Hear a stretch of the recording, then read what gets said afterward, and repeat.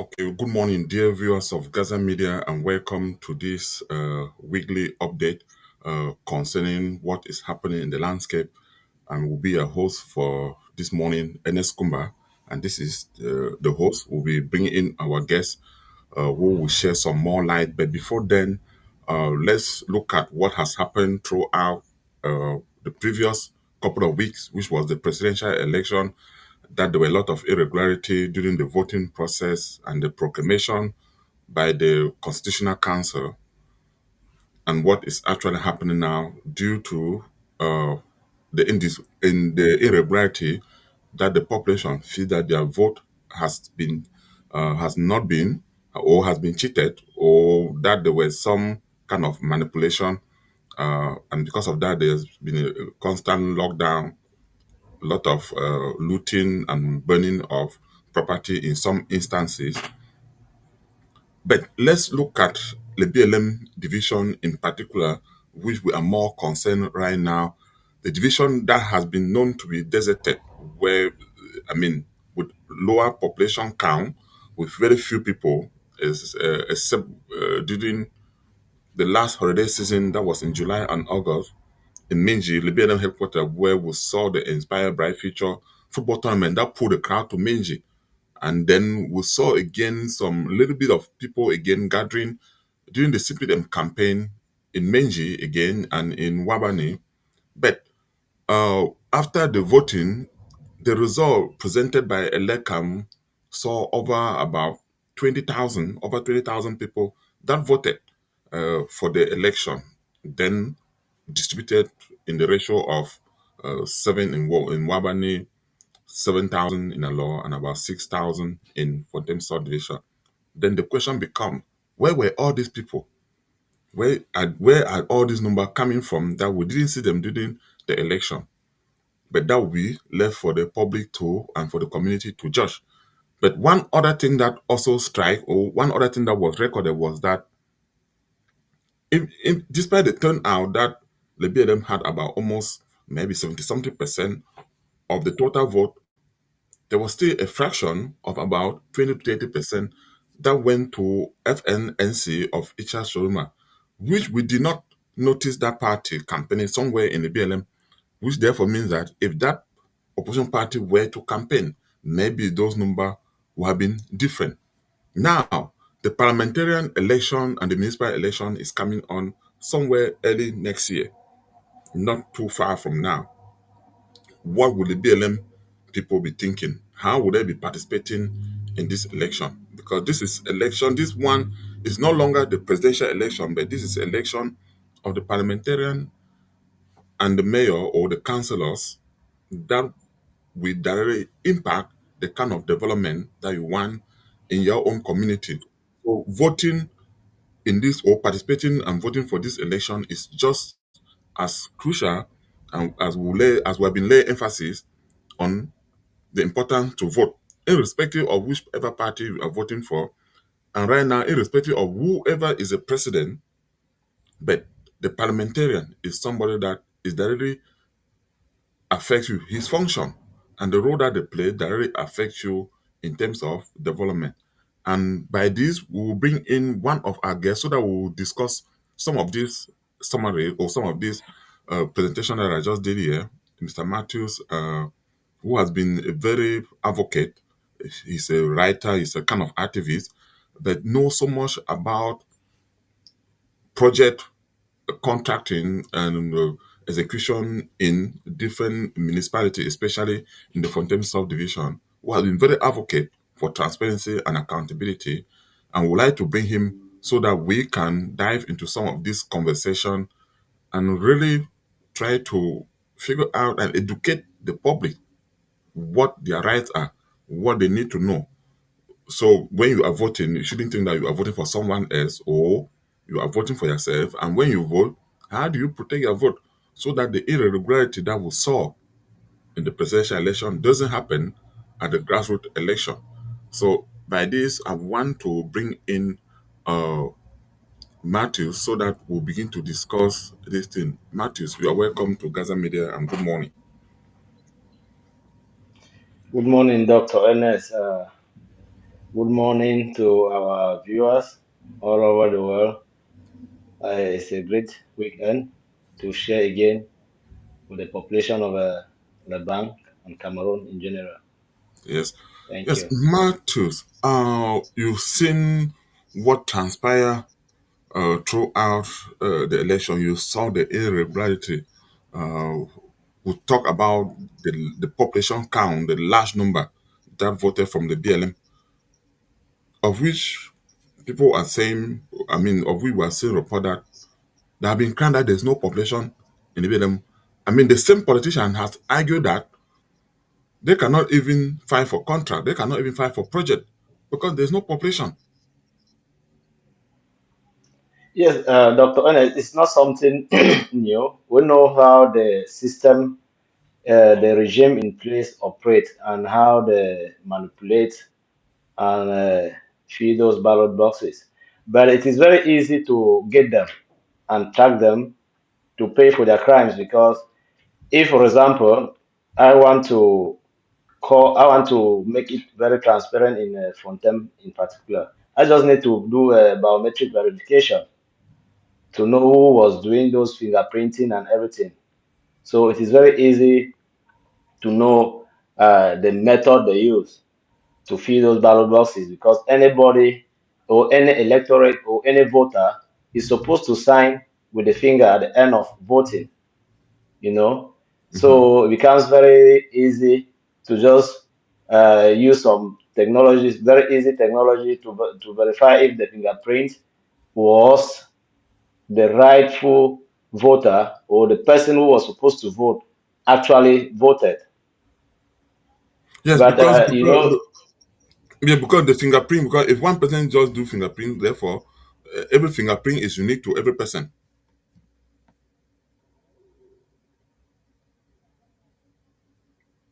I think maybe a sound, you seem to lost the sound again.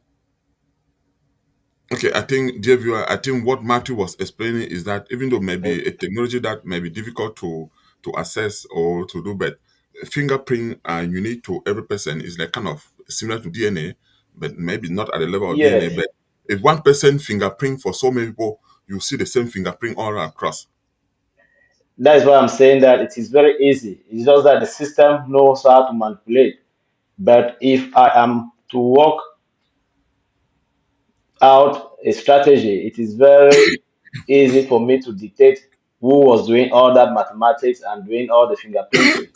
Mhm. Now, because if by the stage that I'm doing the verification, I discover that nobody was using the finger there, I will just take out some of those things because if you do the fingerprinting, let's say Matthews voted in this polling station, and you verify my fingerprint there, and you discover that I was absent.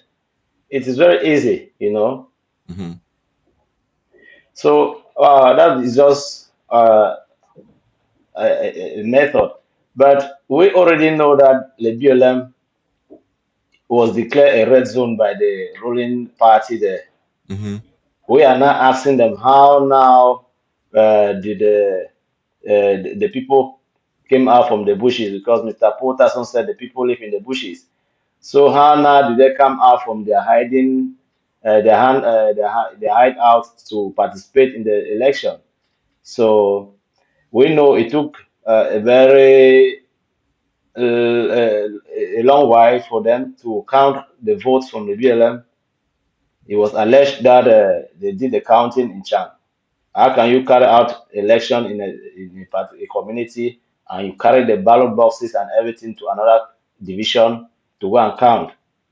So you discover that the election was it was at least 80% uh, carried out with malpractices that we cannot explain. Yes, You because we know, even saw, because I think it was in Wabane, where was Mampa or somewhere in one way yeah, in we saw Wabane. in Magda how they were just feeling those things. So we don't even say election took place in the BLM because actually those figures were manufactured. They were manufactured. No election took place there. Yeah, because at the end of the polling station, polling day, they're supposed to declare at each polling station what happened, you know. But nobody has said anything except for the malpractice that we saw in Magda. yeah, because that's where we can really want to. Because I would really want to ask, especially people like when they come here. I will ask Honorable Dr. Fojo when I have the opportunity. I will ask him because the argument has been that the project they are even talking about water construction or road construction. The numbers are not there.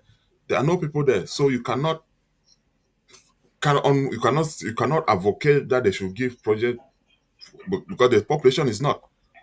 But if the population was not, then how suddenly we have 6,000 from Fontaine subdivision? How suddenly we have 7,000 from Alo, 7,000 from Wabani, over 22,000?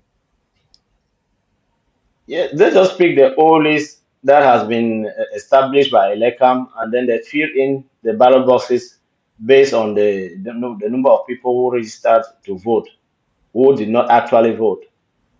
So that is just what they did. It's just like the list was established in 2018, and they know that 20, about 20,000 people are from this division, you Hmm. know. So in 2025 now, they just say, okay, if we have 25,000 people who have registered from 2018 to 2025, at least we can just fill in the ballot boxes and then make a small fraction to represent other political parties. So that it should not just be like nobody from this community voted in another party. See, So it was just a simple mathematics that they did. That one is just basic arithmetic, you know. yeah, that was now Matthew. Now with all that is going on now, we have seen.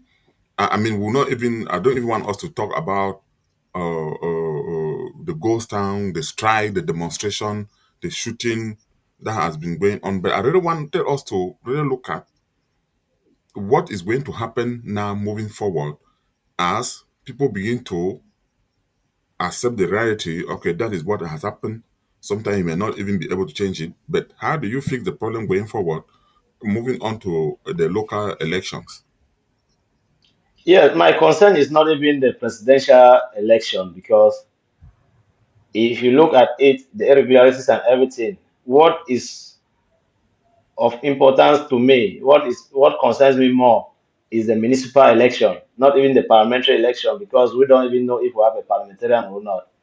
What concerns me more is the municipal election because the mayor and the councillors directly manage the affairs of the community. Mhm. So what we will be doing now is to educate our people. Very soon, Elecam needs to compile the list for the municipal councillors and their political parties to present to the public. We are just letting them know that people are aware how they always delay those lists to come out, how they always manipulate those lists.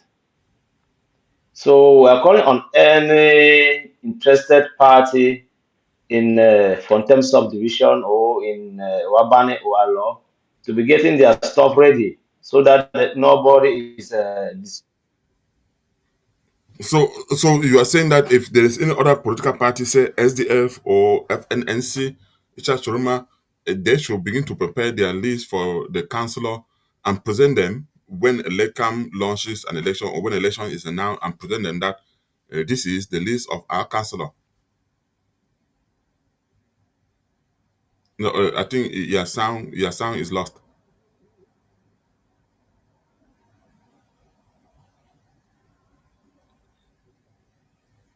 I can still not hear you.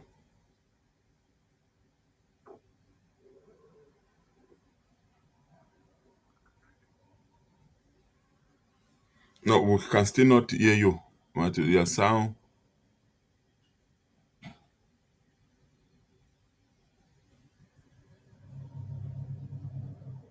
I don't know what. Sorry. Your audio is not there. Let me unmute request send to unmute request send to Matthew. So let me see. Are you able to unmute? I see that you unmuted here.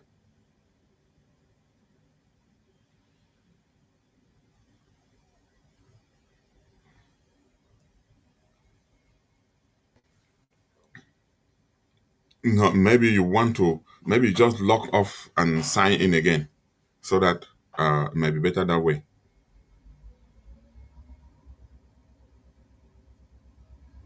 And make sure that there's no other sound playing in behind your scene.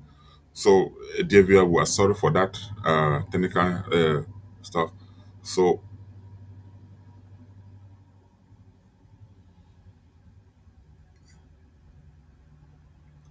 Matthews, you just log out, close down your browser, then relaunch again.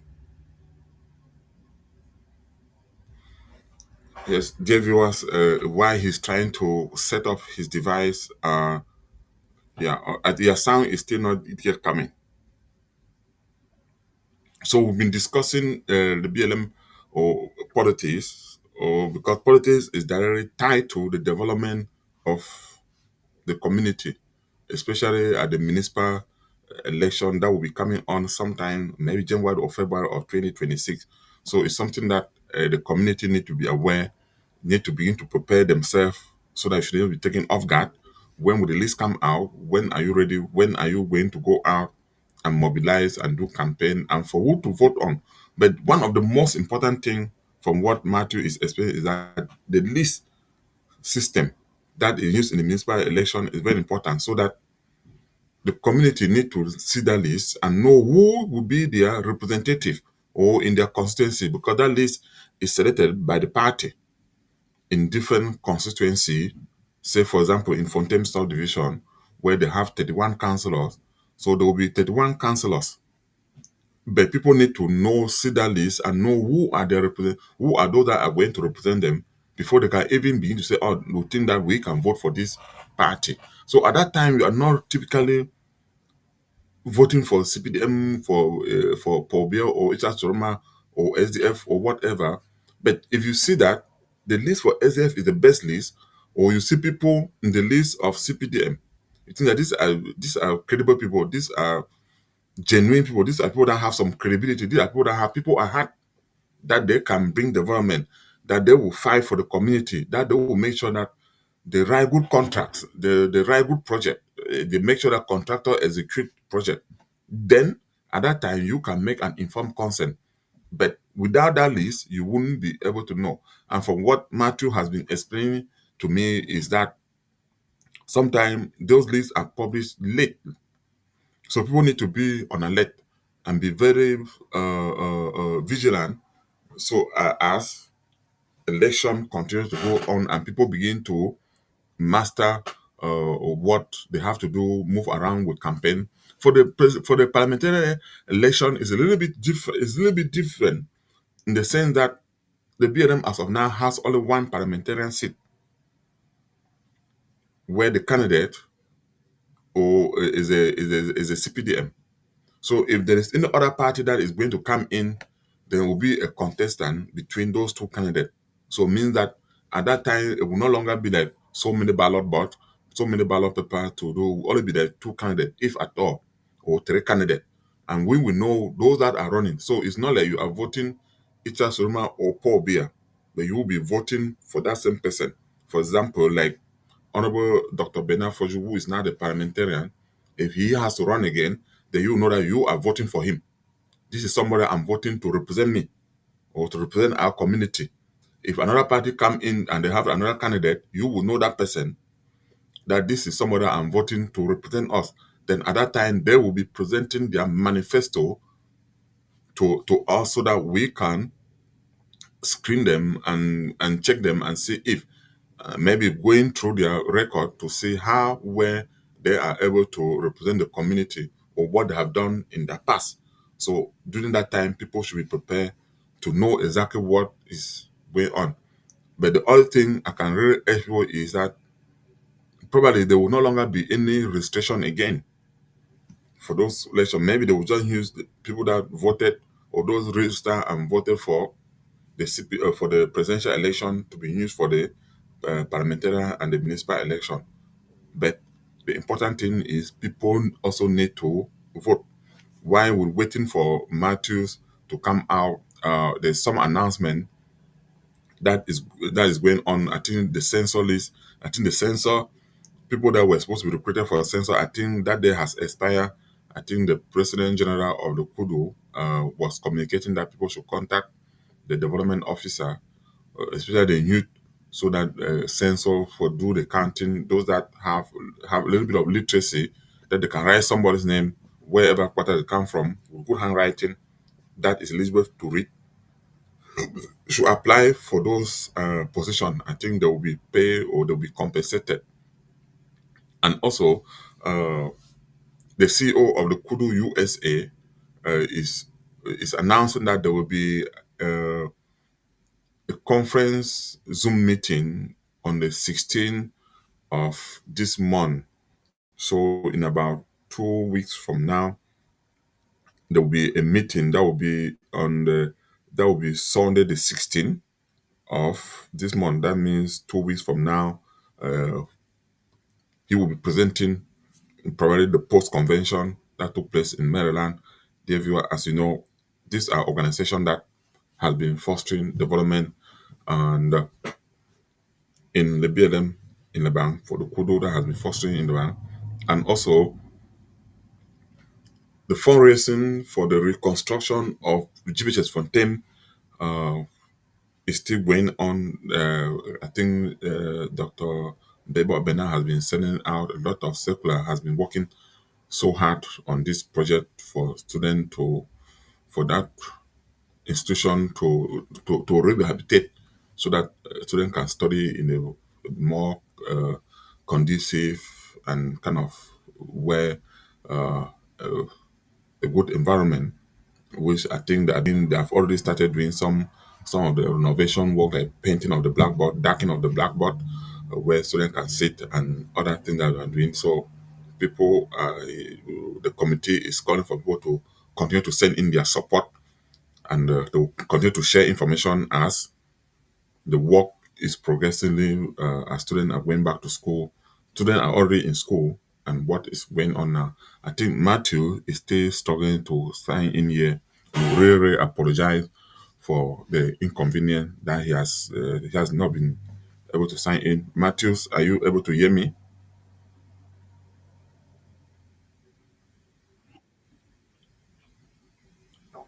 Yes, yes. I think I can hear you. Yes, yes, I can hear you. Oh, yeah. Yes, can hear you now. Okay.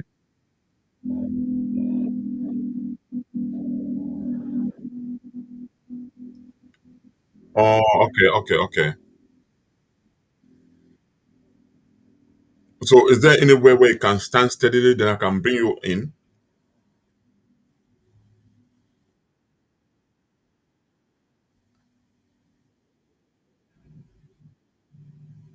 Yeah, okay. When you get settled, then I can bring you back to the studio.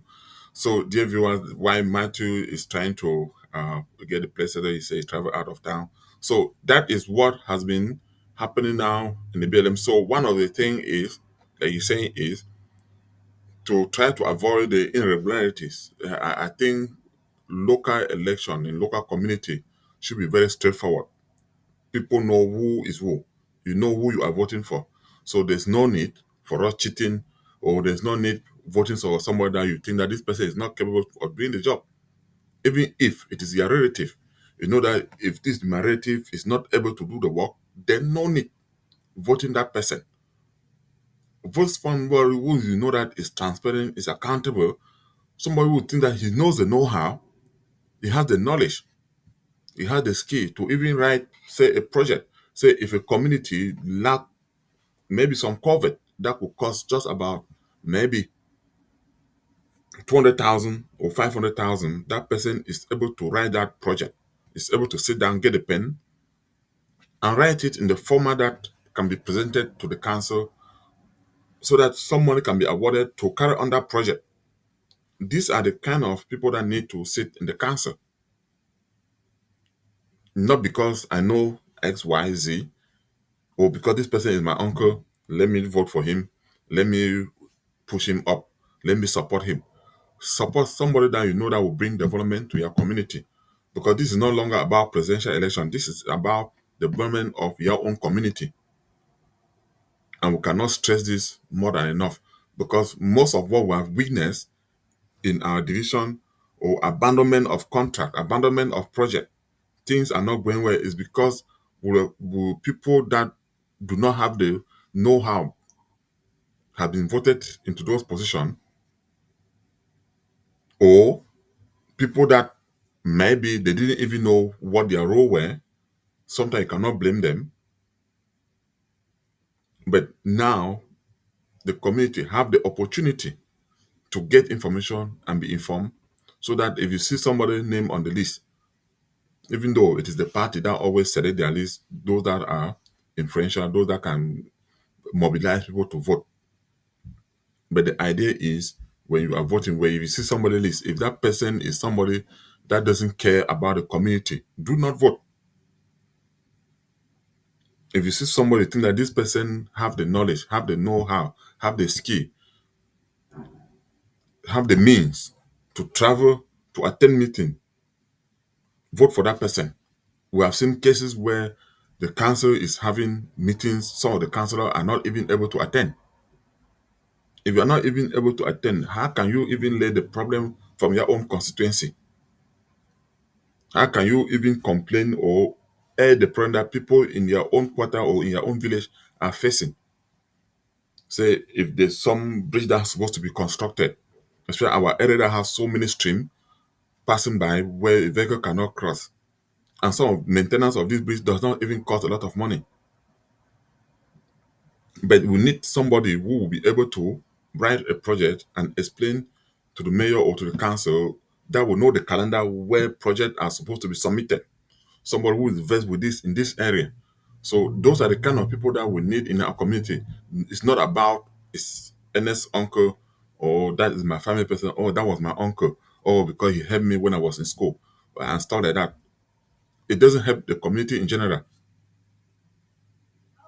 And I think we really need to emphasize on this so that and one of the things that I would also want to encourage is for the youth to step up to.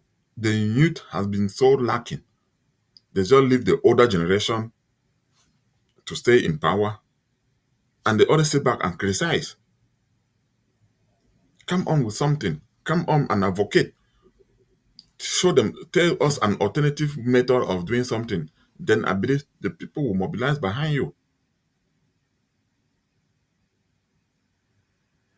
Like we've been talking about contract, abandonment of contract, that contractor are not be able to come forward. But if we have some youth or we have people that can come on that, even people can even become entrepreneur. If you think that you are able to execute this contract, you have the knowledge, you have the skill, go and register this company, step up and take the challenge and do it better than those that have not been doing it, rather than just sitting on the internet and insulting people.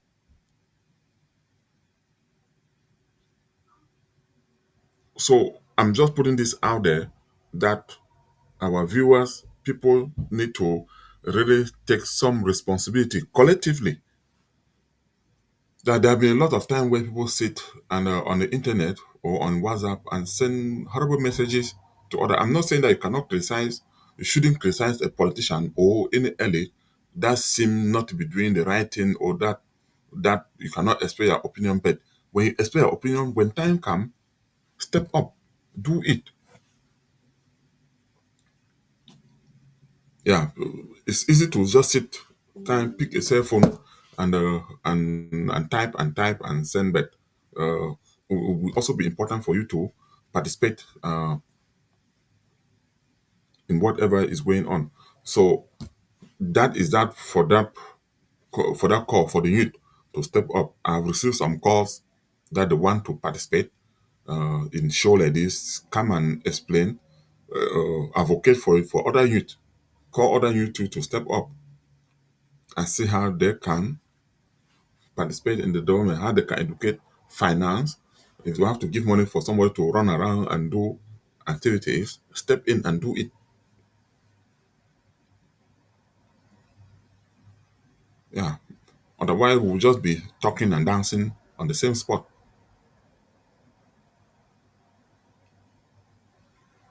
Yeah, we are very good at criticizing, But I'm not bashing at anyone, but I think criticism too is also good so that people should also sit up.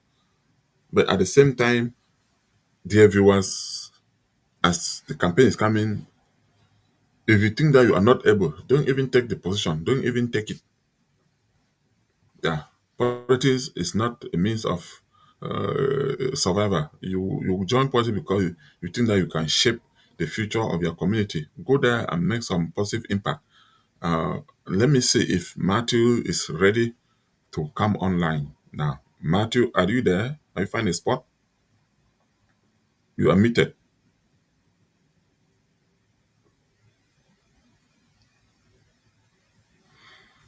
Well, dear viewers, I think that was it. If Matthew was there, then we'll have gone a little bit further to explain, to digest some of this procedure of election, what people need to know. Then we wanted to also talk on some of the contracts and some of the discrepancy and the information that has been circulated that seem not to match some of the activities that is going on the ground. But we really think that it's lack of community involvement and lack of information. People are not informed. People are not aware of what is going on in their community, and the politicians take advantage of that and just misquote, and nobody is holding them or asking them question to that effect. So we'll dive into it. Like last time, we have not had any update for the sport complex in Menji that is presumptively supposed to be under construction.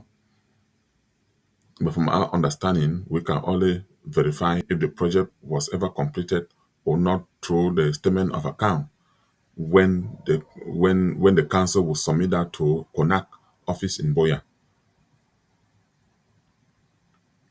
But the question too I'm asking is members of the community knows about all this. What about the past project that people have been trying to get that have not been effectively executed?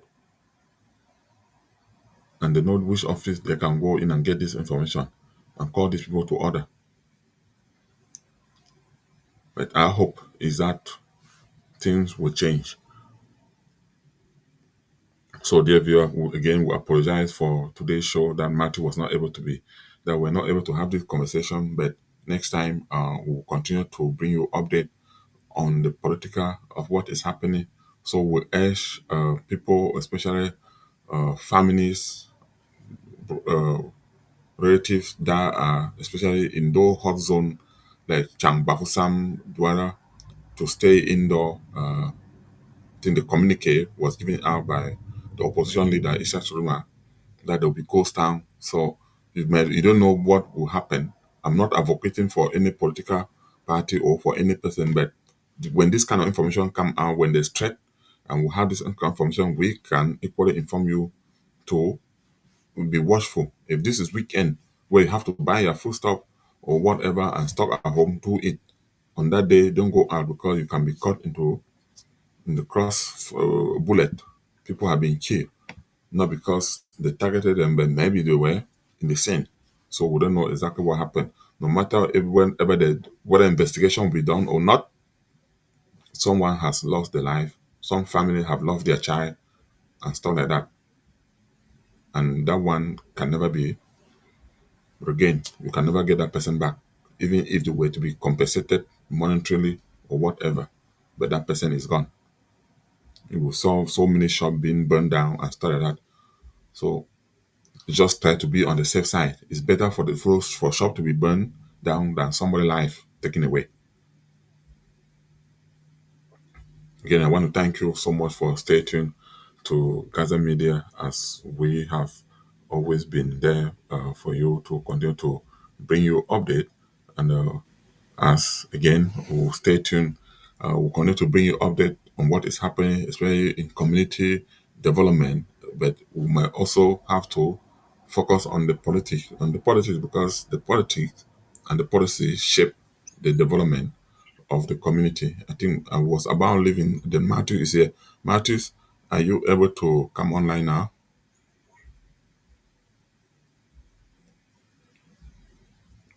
Yeah, their network seems is still not very steady.